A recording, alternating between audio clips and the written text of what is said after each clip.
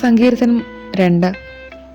ജനതകൾ ഇളകമറിയുന്നത് എന്തിന്? ജനങ്ങൾ എന്തിനു വ്യർത്ഥമായി ഗൂഢാലോചന നടത്തുന്നു? കർത്താവിനും അവിടുത്തെ അഭിഷിക്തനുമെതിരെ ഭൂമിയിലെ രാജാക്കന്മാർ അണിനിരക്കുന്നു, ഭരണാധിപന്മാർ കൂടി ആലോചിക്കുന്നു. അവർ വച്ച വിലങ്ങുകൾ തകർക്കാം, അവരുടെ ചങ്ങല പൊട്ടിച്ച് മോചനം നേടാം. സ്വർഗത്തിലിരിക്കുന്നവൻ അത് കേട്ട് ചിരിക്കുന്നു. കർത്താവ് അവരെ പരിഹസിക്കുന്നു. അവിടുന്ന് അവരോട് കോപത്തോടെ സംസാരിക്കും, ക്രോധത്തോടെ അവരെ സംഭീതരാക്കും. എൻ്റെ വിശുദ്ധ പർവ്വതമായ സിയോനിൽ ഞാനാണ് എൻ്റെ രാജാവിനെ വാഴ്ചതെന്ന് അവിടുന്ന് അരുളി ചെയ്യും. കർത്താവിൻ്റെ കൽപ്പന ഞാൻ വിളംബരം ചെയ്യും. അവിടുന്ന് എന്നോട് അരുളി ചെയ്തു, നീ എൻ്റെ പുത്രനാണ്, ഇന്ന് ഞാൻ നിനക്ക് ജന്മം നൽകി. എന്നോട് ചോദിച്ചു കൊള്ളുക, ഞാൻ നിനക്ക് ജനതകളെ അവകാശമായി തരും.